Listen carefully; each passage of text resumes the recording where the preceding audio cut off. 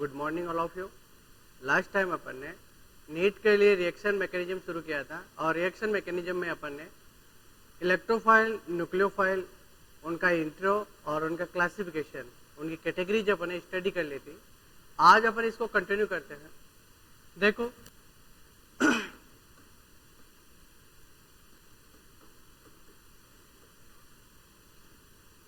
Reaction mechanism में अपन जब भी किसी रिएक्शन की स्टडी करते हैं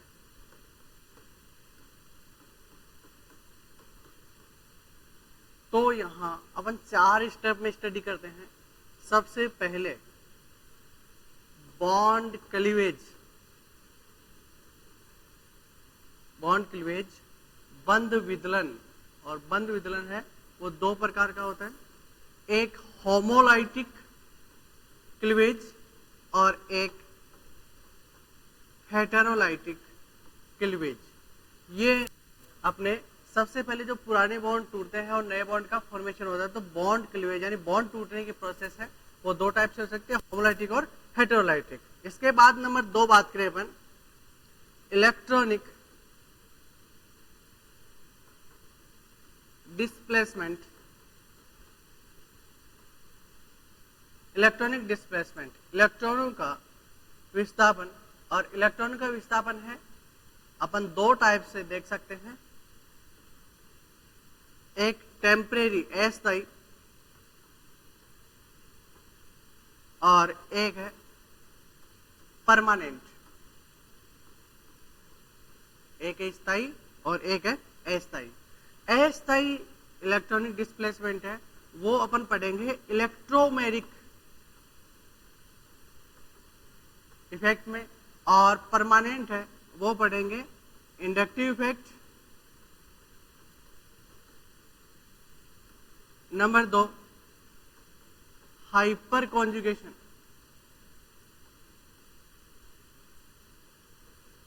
नंबर 3 रेजोनेंस या मेसोमेरिक इफेक्ट। शॉर्ट में इसको आई इफेक्ट कहा जाता है, इसको एच इफेक्ट कहा जाता है और इसको आर या एम इफेक्ट कहा जाता है। तो ये सिंपल से अपन बात करें, अपने पास इलेक्ट्रॉनिक डिस्प्लेसमेंट है 2 तरीके से, टेम्परेरी और परमानेंट। अब अपन नेक्स्ट बात करें, इनका स्टडी अपन डिटेल में करेंगे आगे कंटिन्यू। नेक्स्ट बात करें अपन इंटरमीडिएट वो स्पीसीज है जो रिएक्शन जब प्रोग्रेस होती है तो उस दौरान मिड में जनरेट होती हैं और रिएक्शन कंप्लीट होने से पहले समाप्त हो जाती हैं। इनको मध्यवर्ती या इंटरमीडिएट कहा जाता है। ये कौन कौन सी ऐसी स्पीशीज हैं जो अपने सिलेबस में है, जैसे कार्बिन है, नाइट्रीन है, कार्बोकेटाइन है, कार्ब एनाइन है, फ्री रेडिकल है, बेंजाइन है। ये इस कैटेगरी में आती है, इंटरमीडिएट है। ये अनस्टेबल स्पीशीज होती हैं और रिएक्शन कंप्लीट होने से पहले समाप्त हो जाती है। अब इंटरमीडिएट के बाद बात करें अपन तो नंबर 4 इंपॉर्टेंट पॉइंट है, सबसे इंपॉर्टेंट पॉइंट है टाइप ऑफ ऑर्गेनिक रिएक्शन। कार्बनिक अभिक्रियाओं के प्रकार, जो इसका चौथा पॉइंट है रिएक्शन मैकेनिज्म का, और सबसे इंपॉर्टेंट, हालांकि इंपॉर्टेंट सभी हैं। देखो टाइप ऑफ ऑर्गेनिक रिएक्शन में अपन 3 टाइप से मोस्टली पढ़ेंगे। एक है एडिशन रिएक्शन, योगात्मक अभिक्रिया। एक है सब्स्टिट्यूशन रिएक्शन, और एक है एलिमिनेशन रिएक्शन।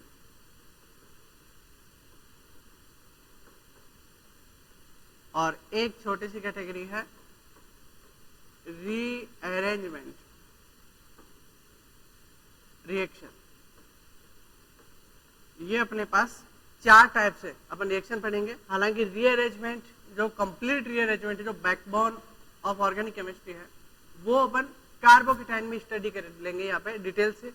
अब ये मेनली अपने पास 4 टॉपिक है जिनकी स्टडी अपन को रिएक्शन मैकेनिज्म के दौरान करनी है। अब अपन शुरू करते हैं सबसे पहला टॉपिक, बॉन्ड क्लीवेज।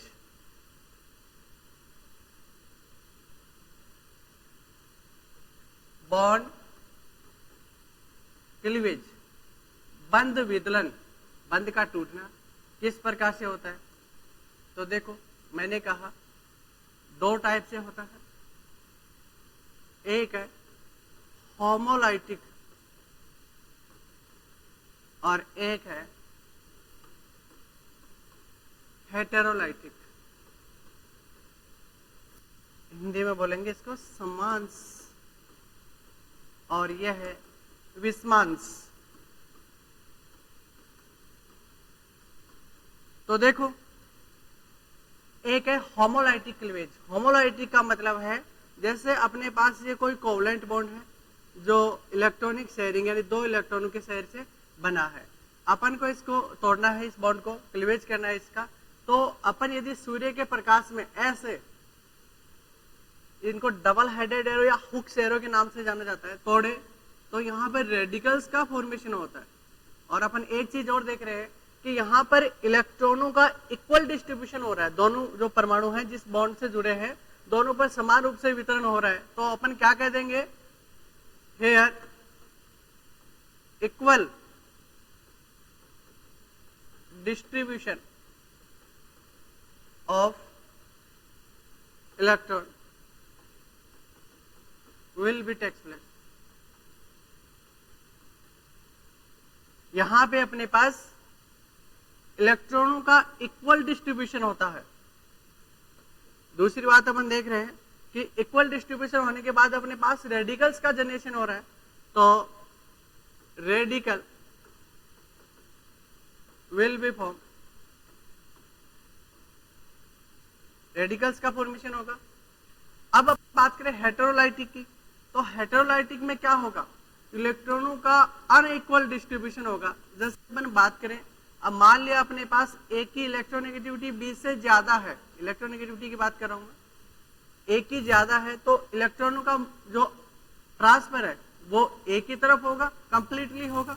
दोनों इलेक्ट्रॉन यदि इस पर जाएंगे तो ए पर माइनस और बी पर प्लस चार्ज जनरेट हो जाएगा।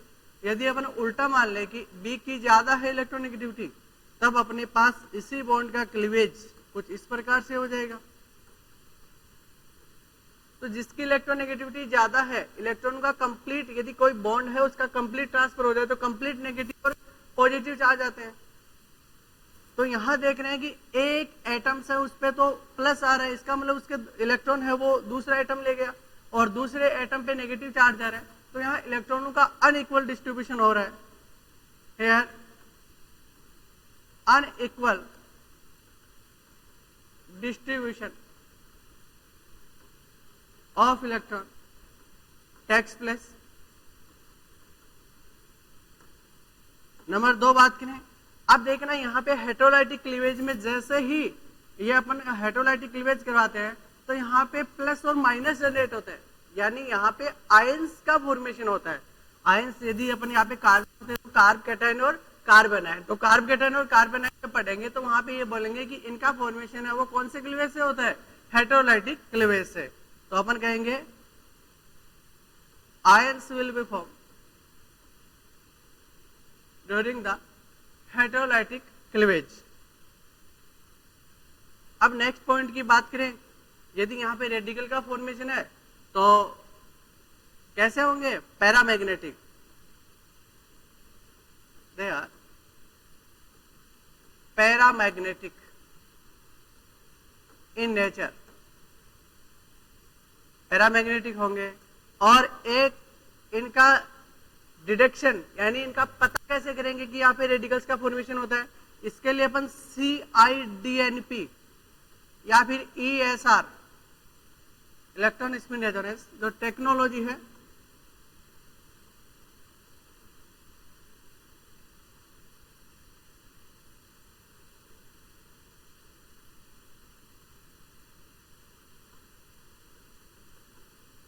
इस टेक्निक की स्टडी करते हैं।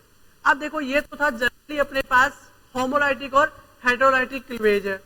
अब इनकी कंडीशन यानी कब तो होमोलाइटिक होगा और कब हेटेरोलाइटिक होगा, तो अपन कंडीशन देखते हैं।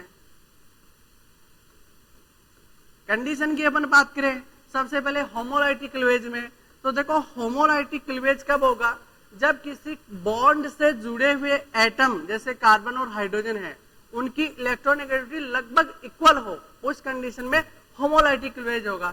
और यदि अनइक्वल गैप ज्यादा है तो वहां अपने पास हेटेरोलाइटिक क्लीवेज होगा।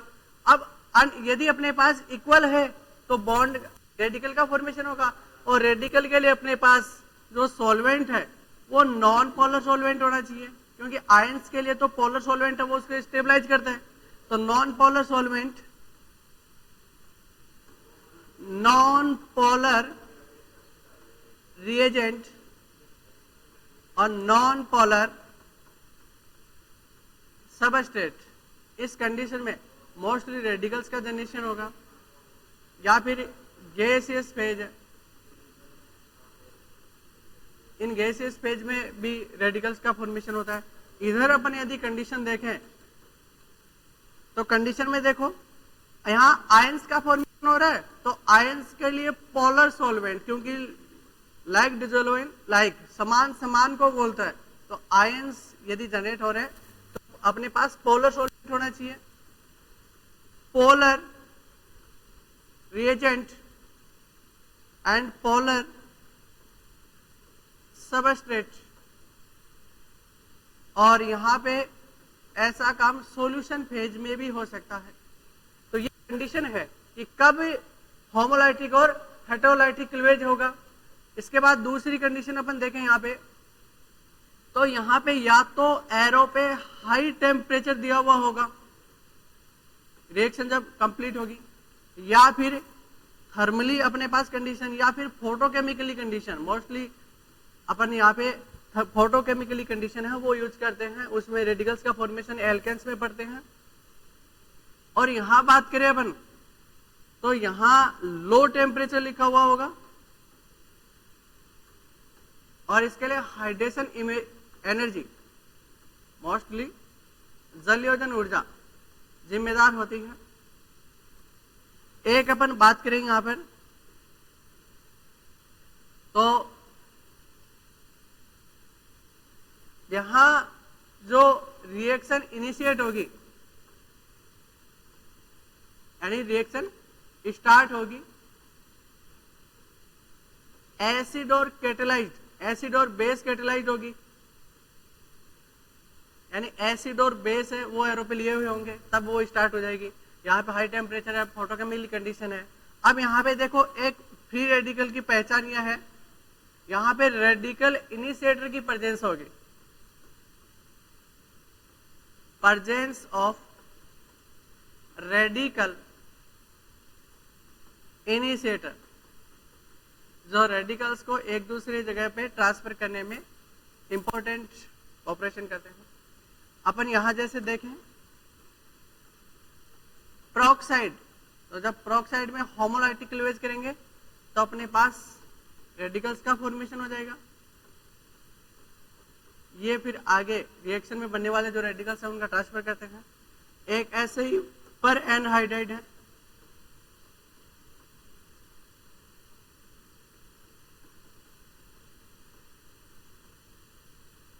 लगभग देखो मैंने इक्वल जो इलेक्ट्रोनेगेटिव एटम है उन पे ऐसा शो किया है।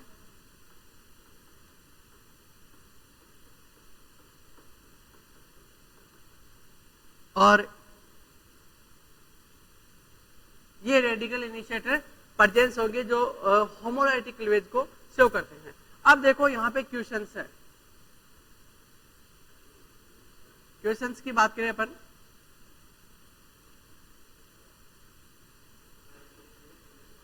which one is give homolytic cleavage, आपको कह दे कि कौन सा होमोलाइटिक क्लीवेज शो करेगा। अब इसमें ऑप्शन देखो दो टाइप से दे सकता है,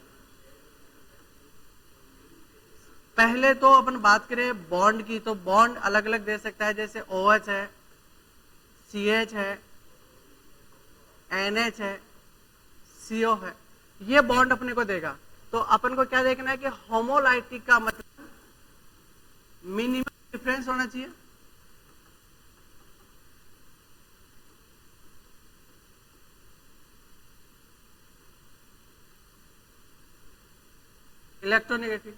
इलेक्ट्रोनेगेटिविटी यानी जो किस बॉन्ड जुड़े हुए हैं, जिस बॉन्ड से एटम जुड़े हुए हैं, उनमें मिनिमम डिफरेंस होना चाहिए। मिनिमम की बात करें तो यहाँ पे 2.5 है और 2.1 है, बाकी अदर है, उन सब में ये जो इलेक्ट्रोनेगेटिविटी गैप है वो ज्यादा है। तो यहाँ पर होमोलाइटिक क्लीवेज, जब कार्बन हाइड्रोजन बॉन्ड की बात करें तो यहाँ ज्यादा प्रीफर होता है। अब ऑप्शन कुछ इस प्रकार भी आ सकते हैं, सेम आ जाए, जैसे एल्कोहल है, जैसे एमीन है, एल्केन है,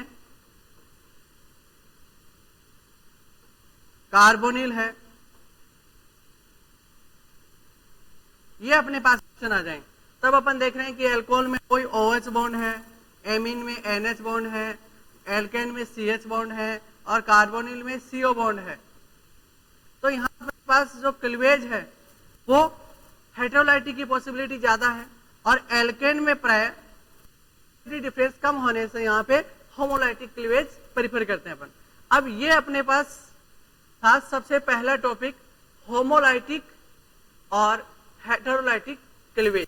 इसके बाद अपन बात करते हैं नेक्स्ट टॉपिक। पहला टॉपिक अपना कंप्लीट हो गया है। नंबर 2 बात करें अपन, तो अपन ने कहा है इलेक्ट्रॉनिक डिस्प्लेसमेंट। इलेक्ट्रॉनिक डिस्प्लेसमेंट का इलेक्ट्रॉनों का विस्थापन। अब देखो इलेक्ट्रॉन का विस्थापन मैंने अभी कहा कि 2 तरीके से हो सकता है, एक तो है टेम्परेरी और एक है परमानेंट।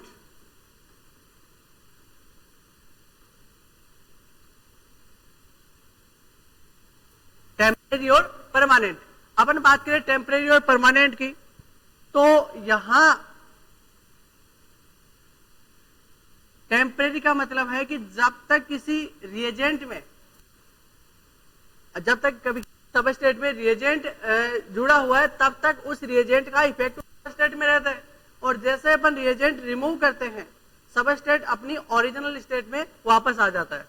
तो अपन क्या कहेंगे, always takes place, always takes place only in the presence of the reagent। केवल रिएजेंट की उपस्थिति में ये इफेक्ट शो होता है। यहां कहेंगे अपन it is takes place even in the absence of the reagent. यानी कि अपन क्या कह देंगे कि रिएजेंट की प्रेजेंस हो जाए, अब्सेंस हो। परमानेंट का मतलब होता है एक बार इलेक्ट्रॉन का डिस्प्लेसमेंट हो जाए तो परमानेंट हो जाएगा, बाद में रिएजेंट पर डिपेंड नहीं करेगा। यहाँ पे जब तक रिएजेंट रहेगा तब तक ही ये इफेक्ट शो होगा। जैसे एग्जाम्पल की बात करें तो यहाँ पे अपने पास है इलेक्ट्रोमेरिक इफेक्ट। इलेक्ट्रोमेरिक इफेक्ट, और यहां एग्जाम्पल बात करें तो परमानेंट में कौन कौन से होते हैं, अभी मैंने बताया पहले, इंडक्टिव इफेक्ट है,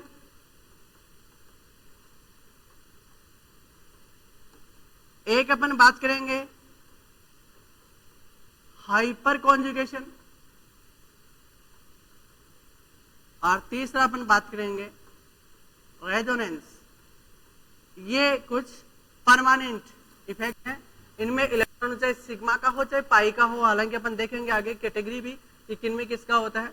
सिग्मा का हो चाहे पाई का हो, एक बार रिएजेंट की प्रेजेंस में यदि ट्रांसफर हो गया या डिस्प्लेसमेंट हो गया तो उसके बाद वो वापस अपनी ओरिजिनल स्टेट में वापस नहीं आता। ये था अपने पास इलेक्ट्रॉनिक डिस्प्लेसमेंट, 2 टाइप का, टेम्परेरी और परमानेंट। इसके बाद बात करें अपन सबसे पहला इफेक्ट अपन पढ़ते हैं इन चारों में से, electronic displacement, sorry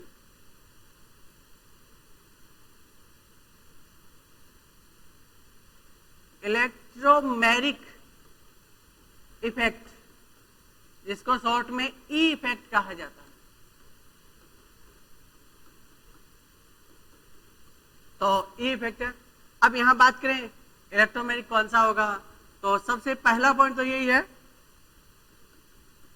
it is A temporary effect. यह एक अस्थायी प्रभाव है। अस्थायी प्रभाव का मतलब अपन क्या कह देंगे कि जब तक रिएजेंट है तब तक होगा, रिएजेंट रिमूव करते ही वापस अपने ओरिजिनल स्टेट में आ जाएगा। तो क्या कहेंगे अपन इलेक्ट्रोमैरिक में, द कंप्लीट ट्रांसफर या displacement of share pair of pi electron towards one of the unsaturated atom in the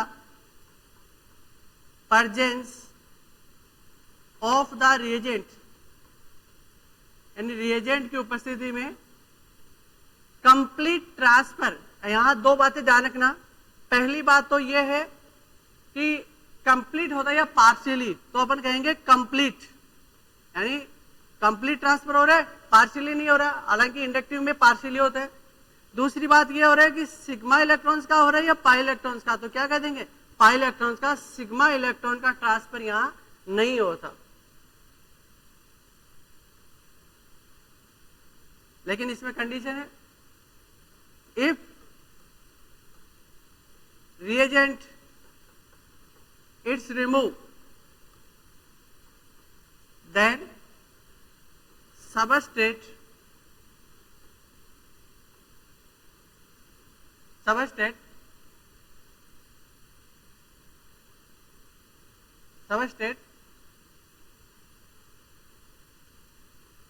convert into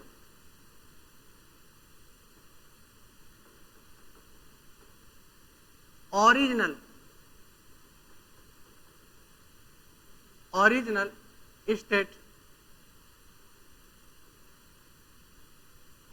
अपनी मूल अवस्था में वापस आ जाता है। कौन? सबस्ट्रेट। जैसे अपन एग्जांपल की बात करें तो देखो,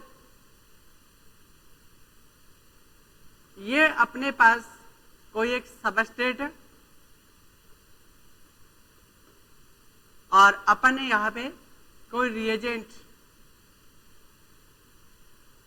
शो किया।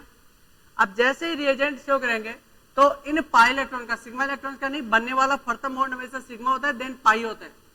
ये पाई इलेक्ट्रॉन से इन पाई इलेक्ट्रॉनों का कंप्लीट ट्रांसफर होगा, जिसकी इलेक्ट्रोनेगेटिविटी ज्यादा है, तो या तो ए की तरफ होगा या बी की तरफ होगा।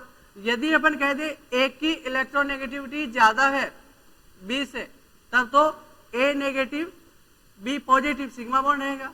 और यदि अपन ये कह दें कि बी की ज्यादा है, तो अपने पास बी पर नेगेटिव और ए पर पॉजिटिव। ये रिएजेंट का इफेक्ट होगा। जैसे ही अपने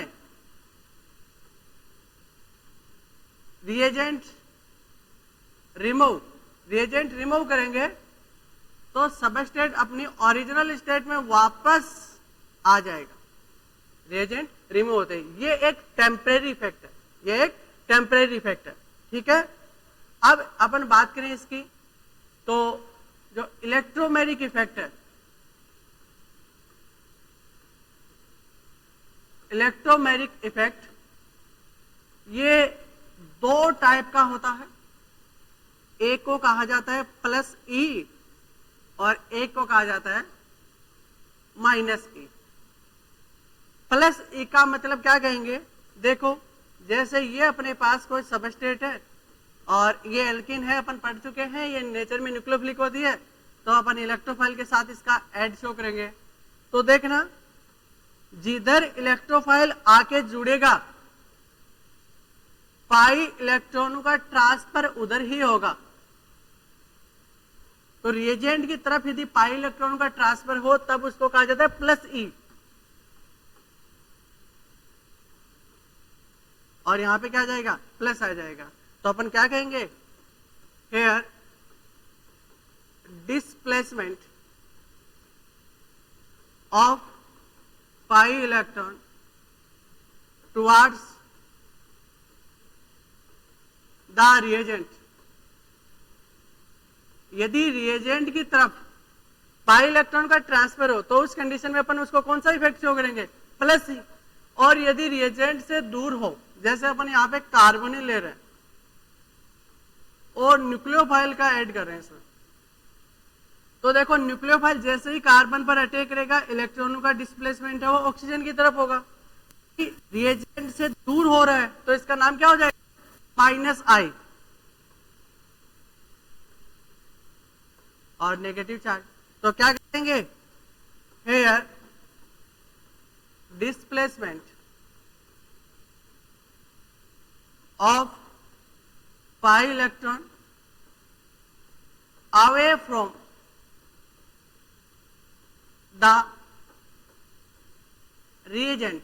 यहां पे जो रिएजेंट है उससे दूर पाई इलेक्ट्रॉन ट्रांसफर होगा, तो उस कंडीशन में इसको क्या कहेंगे, माइनस ई। ये दो प्रकार के हैं, ज्यादा कोई काम के नहीं है, पर डेफिनेशन इनका पता होना चाहिए। अब देखो यहां पे अपन कहते हैं कि यदि अपने पास सबस्ट्रेट दिए गए हो और उनमें पाई इलेक्ट्रॉनों का डायरेक्शन देखना हो, तो अपन किस प्रकार से देखेंगे,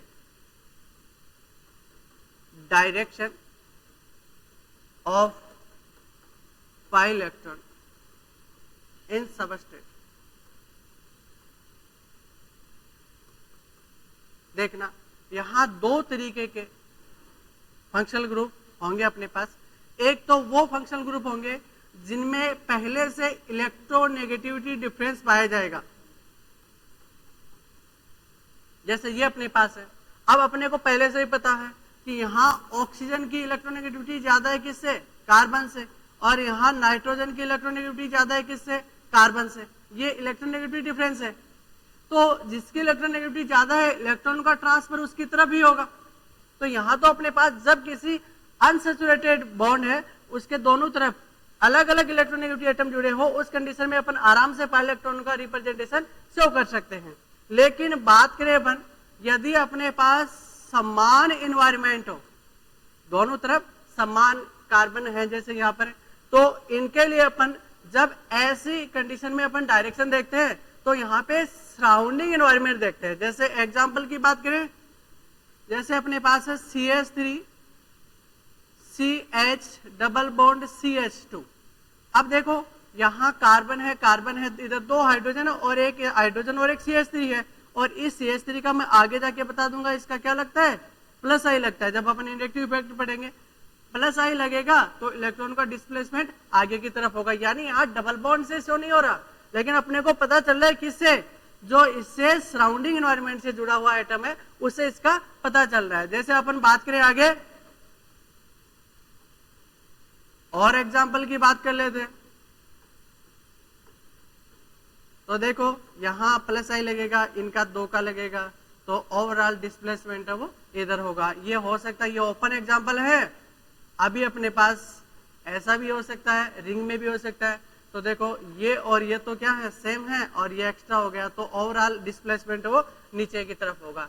तो यहाँ दो कैटेगरी हो गई इलेक्ट्रोमैग्नेटिक इफेक्ट में। एक तो जब दोनों एटम किसी डबल बॉन्ड से जुड़े हुए समान हो और असमान हो।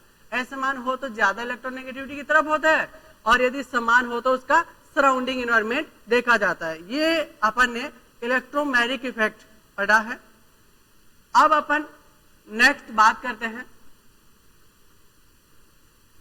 Inductive effect number 2, electronic displacement. Inductive effect important है, इंडक्टिव इफेक्ट खूब क्वेश्चन आते हैं यहां से। इंडक्टिव इफेक्ट तो सबसे पहली बात तो यही है, इट इज ए परमानेंट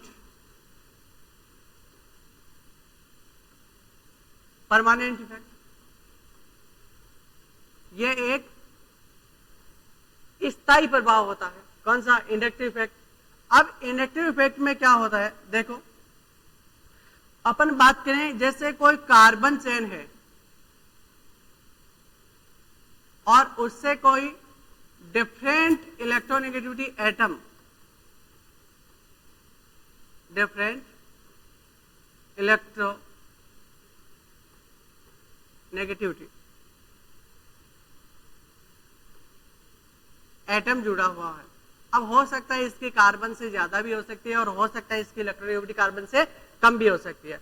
तो जब इन सिग्मा इलेक्ट्रॉन्स का इस डिफरेंट इलेक्ट्रोनेगेटिविटी के एब्सेंस में, प्रेजेंस में, मान लिया आपने एक बार कि Z की इलेक्ट्रोनेगेटिविटी कार्बन से क्या है? ज्यादा है। एक बार अपन मान लेते हैं, यदि ज्यादा है तो इन इलेक्ट्रॉन को अपनी ओर खींचेगा। तो अब कंप्लीट तो यहाँ पे खींचता नहीं है इंडक्टिव, मैं अभी बता दूंगा, लेकिन पार्शियली खींचता है, तो पार्शियली नेगेटिव, और ये खींचेगा प्राय 2-3 कार्बन तक अपन मोस्टली इसको मानते हैं इफेक्ट को। तो देखो जो निकटतम जो सोर्स है, जो डिफरेंट इलेक्ट्रोनेगेटिविटी एटम है, उससे निकटतम कार्बन पे सबसे बड़ा पॉजिटिव चार्ज, यानी पार्शियली आएगा लेकिन बड़ा आएगा। जैसे जैसे दूर जाएंगे तो वो क्या होता जाएगा? थोड़ा कम होता जाएगा। इसका मतलब अपन क्या कहते हैं कि इंडक्टिव इफेक्ट है वो एक तो सिग्मा इलेक्ट्रॉन्स के थ्रू लगता है, और दूसरी बात ये पार्शियली होता है, कंप्लीट नहीं होता। और अपन तीसरी बात क्या कह देंगे कि एक डिस्टेंस डिपेंडेंट फैक्टर है, अर्थात दूरी के साथ कम होता जाता है। तो अपन क्या कह देंगे? The permanent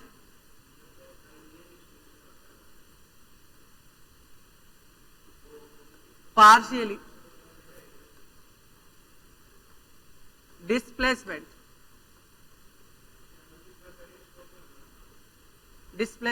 of sigma electrons along the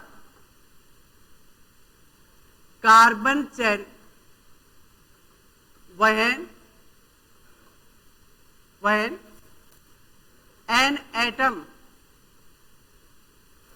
or group of atom have different electronegativity is attached with carbon chain, then it is called inductive effect. यानी किसी कार्बन श्रृंखला के सहारे सिग्मा इलेक्ट्रॉनों का पार्शियली परमानेंट यानी स्थायी होना ही क्या कहलाता है? इंडक्टिव इफेक्ट कहलाता है।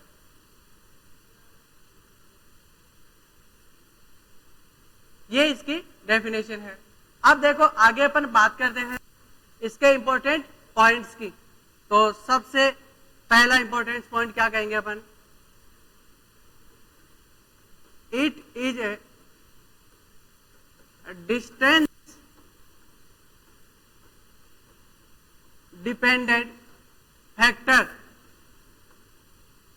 That means as well as distance increase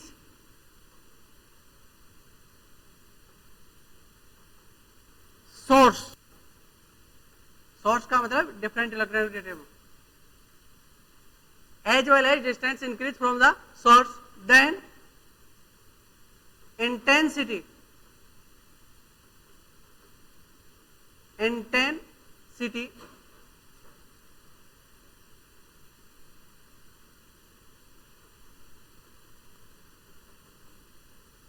is decrease. जैसे जैसे अपन सोर्स से दूर जाते जाते हैं, सोर्स का मतलब जैसे मैंने अभी बताया कार्बन कार्बन कार्बन जेड है, ये अपने पास मान लिया जेड की इलेक्ट्रोनेगेटिविटी कार्बन से क्या है, ज्यादा है। ज्यादा है तो अपने पास ये नेगेटिव है, ये पॉजिटिव है, ये पॉजिटिव है और ये पॉजिटिव है। क्यों? क्योंकि इसकी विद्युत ज्यादा है। हालांकि मैंने बता दिया कि जैसे जैसे यहाँ से दूर जाएंगे वैसे वैसे ये इफेक्ट कम होता जाता है, और अपन ये कहते हैं कि प्राय 3 कार्बन तक ये माना जाता है। इसके बाद नेक्स्ट पॉइंट देखो, here sigma electrons displacement takes place। यहां केवल और केवल सिग्मा इलेक्ट्रॉन का डिस्प्लेसमेंट होता है और वो भी पार्शियली डिस्प्लेसमेंट होता है। तीसरी बात करें अपन, inductive effect arises because of difference in electronegativity. ये विद्युत ऋणता में अंतर के कारण जनरेट होता है। अब देखो मोस्टली यहाँ पे आपको एक तो इलेक्ट्रोनेगेटिविटी की स्टडी करनी पड़ेगी, ये आपको प्रॉपर पता होना चाहिए कि इलेक्ट्रोनेगेटिविटी यानी कार्बन से उसकी ज्यादा है या कम है। तो ये कैसे जो करेंगे, एक तो अपन देखेंगे यहाँ पे nature of element. Nature of element का मतलब है तत्व की प्रकृति, यानी जो जुड़ा है वो उसकी कैसे है। तो जैसे अपन बात करते हैं कार्बन है, नाइट्रोजन है, ऑक्सीजन है, फ्लोरीन है, क्लोरीन है, ब्रोमीन है, आयोडीन है, तो इनकी इलेक्ट्रोनेगेटिविटी आपको पता होनी चाहिए। जैसे इसका 4.0 माना गया है, 3.5, 3.0, 2.8, इधर अपन कहेंगे 3.5, 3.0, 2.5। बेरिलियम है, बोरॉन है, 2.0, 1.5। तो एक तो आपको इलेक्ट्रोनेगेटिविटी ऑर्डर पता होना चाहिए ताकि जो एटम्स जुड़े उसकी इलेक्ट्रोनेगेटिविटी कार्बन के सापेक्ष कम है या ज्यादा, यानी इलेक्ट्रॉन सिग्मा इलेक्ट्रॉन्स का डिस्प्लेसमेंट कैसे करेंगे। नंबर 2 बात है इंपॉर्टेंट है, परसेंट एस करेक्टर। आपको परसेंट एस लक्षण पता होने चाहिए, और परसेंट एस लक्षण के लिए देखो, परसेंट एस लक्षण है वो 3 बातों पर डिपेंड करता है। देखो पहले मैं बता देता हूं कि परसेंट एस लक्षण जैसे जैसे बढ़ेगा किसी भी एटम्स की इलेक्ट्रोनेगेटिविटी वैसे वैसे बढ़ती जाएगी। अब परसेंट एस 3 बातों पर डिपेंड करता है। सबसे पहली बात है बॉन्ड एंगल। बॉन्ड एंगल का मतलब बंद कोण। अपन ने देखो हाइब्रिडाइजेशन पढ़ा है, मैं दूसरा पॉइंट है यहाँ पे हाइब्रिडाइजेशन। हाइब्रिडाइजेशन संकरण, देखो अपन पढ़ चुके हैं कि sp हाइब्रिडाइजेशन होता है, एक sp2 होता है और एक sp3 होता है। यहाँ पे परसेंट एस लक्षण की बात की जाए तो यहाँ 50%, क्योंकि 2 ही तो हैं उनमें से आधा हो गया, यहाँ पे 3 है तो 33% है, और यहाँ पे 4 है तो 25% है। ये परसेंटेज करेक्टर है। अब देखो यहाँ अपन जानते हैं कि जब sp बॉन्ड अपने हाइब्रिडाइजेशन हो तब बॉन्ड एंगल होता है अपने पास 180 डिग्री, 180 डिग्री लीनियर शेप होती है। ट्रायंगुलर यहाँ पे प्लेनर होती है तो 120 डिग्री, और sp3 का मतलब 109 डिग्री 28 मिनट। ये तब है जब लॉन पेयर एब्सेंट होते हैं। अब देखो यहाँ पे अपन कहें 2 चीजें देख रहे हैं। देखो sp3 से जब sp2 फिर sp की ओर यानी ऊपर से नीचे जाते हैं, नीचे ऊपर जाते हैं तो परसेंट एस क्या हो रहा है, बढ़ रहा है। तो हाइब्रिडेशन भी डिपेंड करता है एक तो परसेंट एस, और अपन ये जानते हैं कि sp होगा तो परसेंट एस ज्यादा होगा। तो sp कार्बन है कोई, एक sp2 कार्बन है और एक sp3 है, तो कार्बन की इलेक्ट्रोनेगेटिविटी है वो सबसे कम sp3 में होगी इन तीनों में। तो अपने पास ये कार्बन है, इसकी लगभग 2.5 मानते हैं अपन, देन बढ़ती है 3.75 और 4.25 sp में अपन ऐसे शो करते हैं। अब अपन बात करें यहाँ पे बॉन्ड एंगल की, तो बॉन्ड एंगल में देखो जैसे अपन नीचे से ऊपर जा रहे हैं 109 डिग्री से 180 डिग्री, तो बॉन्ड एंगल क्या हो रहा है, बॉन्ड एंगल बढ़ रहा है, यानी अपन ऐसा भी कह सकते हैं कि परसेंटेज बढ़ रहा है, क्योंकि यहाँ ये शो हो रहा है इन चीजों से। तो अपन क्या कह देंगे कि बॉन्ड एंगल जैसे जैसे बढ़ेगा परसेंट एस भी बढ़ेगा, हाइब्रिडाइजेशन में परसेंट एस सिलेक्शन बढ़ेंगे वैसे वैसे परसेंट एस भी बढ़ेंगे। और तीसरी बात है साइज ऑफ रिंग, ये इंपॉर्टेंट है, आपको एक रिंग के क्वेश्चन भी सोल्व करने पड़ेंगे तो आपको उनकी साइज देखनी पड़ेगी और साइज के इनवर्सली प्रोपोर्शनल है इलेक्ट्रोनेगेटिविटी। कैसे? जैसे अपने पास एक थ्री मेंबर्ड है और एक अपने पास 4 मेंबर्ड रिंग है। अब अपन ये देख रहे हैं कि जो साइज ऑफ रिंग यानी रिंग बनने के साथ इलेक्ट्रोनेगेटिविटी क्या हो रही है, कम हो रही है। एक्चुअल में क्या है, देखो ये अंदर का बॉन्ड एंगल है वो कितना है 60 डिग्री, अपन ऐसा माने लगभग। तो बाहर वाला बॉन्ड एंगल क्या है, जबकि हाइब्रिडाइजेशन sp3 है 60 डिग्री से बढ़ गया, अंदर वाला यहाँ अपने पास एक वर्गाकार शेप है तो अपन क्या कहेंगे 90 डिग्री के आसपास दिख रही है अपने को, इसका मतलब आउटर क्या है कम है। तो यहाँ जो आउटर एंगल देखा जाता है वो देखा जाता है, ये ध्यान रखना। तो उसमें यदि अपने पास बॉन्ड एंगल बढ़ेगा क्योंकि अंदर वाला कम है तो बाहर वाला ज्यादा हो गया, और यदि बॉन्ड एंगल बढ़ेगा तो परसेंटेज क्या होगा बढ़ जाएगा। तो इसका कौन सा इफेक्ट शो होगा -i, और इसका कौन सा होगा +i। +i क्यों होगा, क्योंकि बाहर की ओर जो एंगल है वो एंगल अपने पास कम है बजाय इसके, ठीक है। तो ये रिंग के क्वेश्चन में देखेंगे अपन क्या साइज के लिए, तो ये अपने पास मोस्टली परसेंट एस कैरेक्टर पर डिपेंड कर रहा है। अब देखो ये अपने पास बॉन्ड एंगल हाइब्रिडाइजेशन और साइज के क्वेश्चन हो गए। अब एक बात का ध्यान रखना, चौथा पॉइंट है इंडक्टिव इफेक्ट।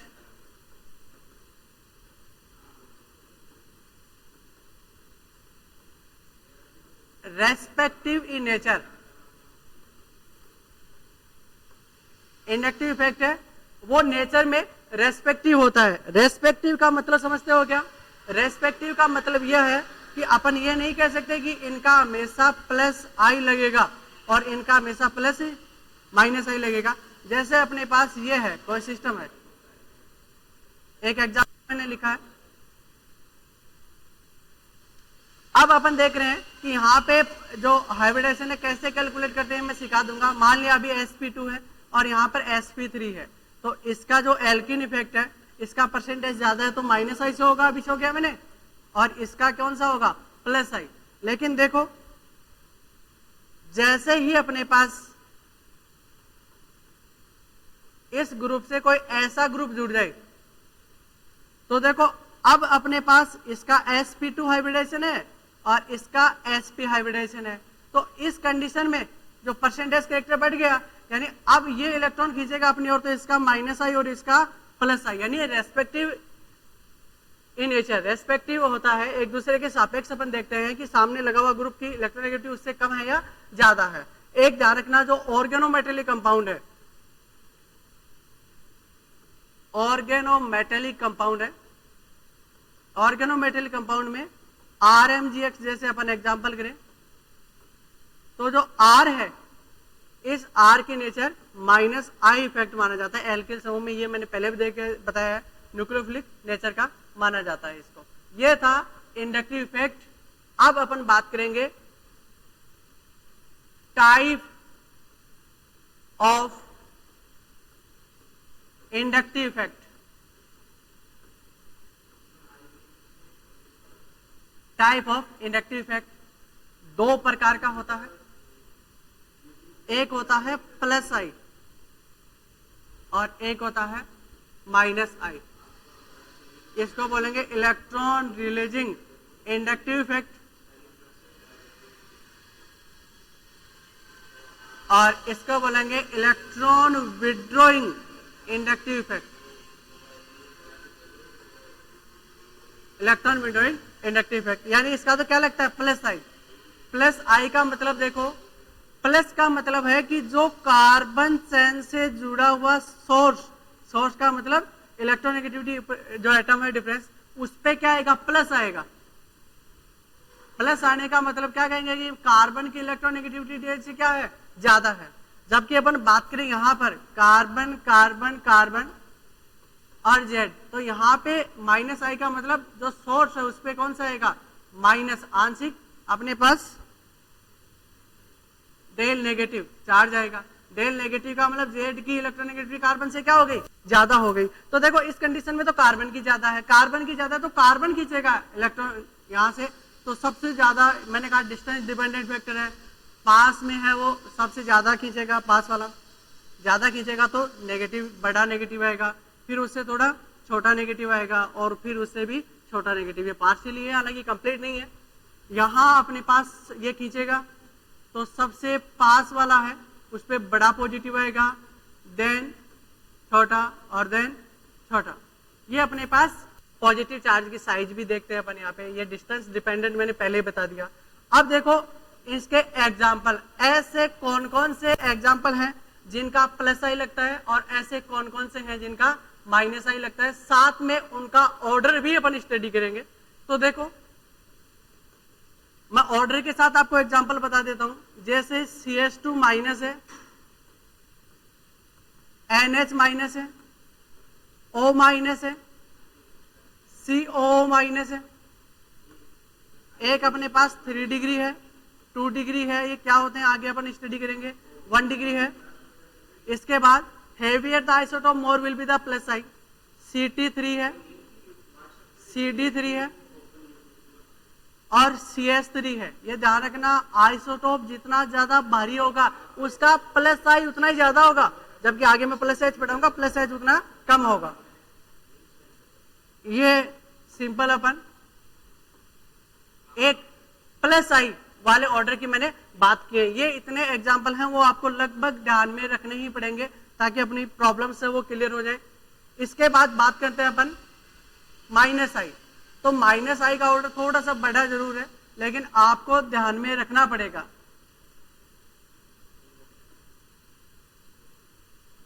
OF2 प्लस है,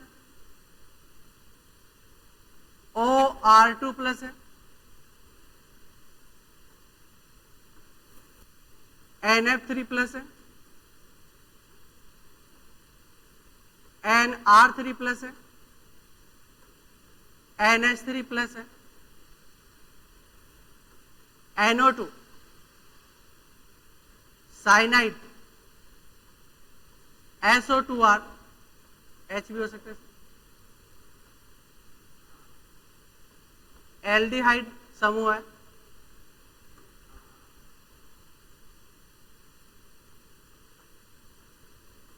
कीटोनिक समूह है, कीटोनिक समूह है,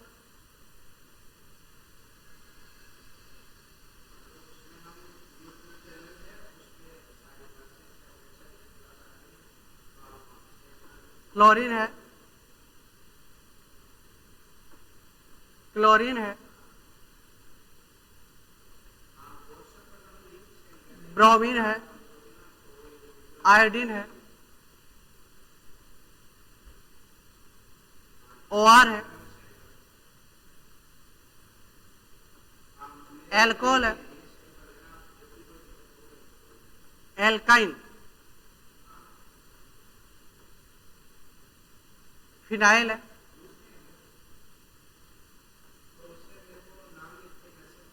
एल्कीन है और मोस्टली अपन हाइड्रोजन के लिए 0 मानते हैं तो ये अपने पास हाइड्रोजन है।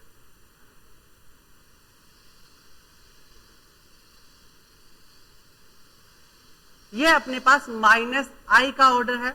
ये लगभग आपको इतना ध्यान में रखना पड़ेगा, इतना ध्यान में रखोगे तब ही मोस्टली एग्जाम्पल का मतलब है मैंने अभी इंडक्टिव इफेक्ट के एप्लीकेशन और बताएंगे तो उन एप्लीकेशंस में ये ऑर्डर दोनों अपने काम में आएंगे। तो देखो दोस्तों, आज अपन ने सबसे पहले बॉन्ड क्लीवेज देखा।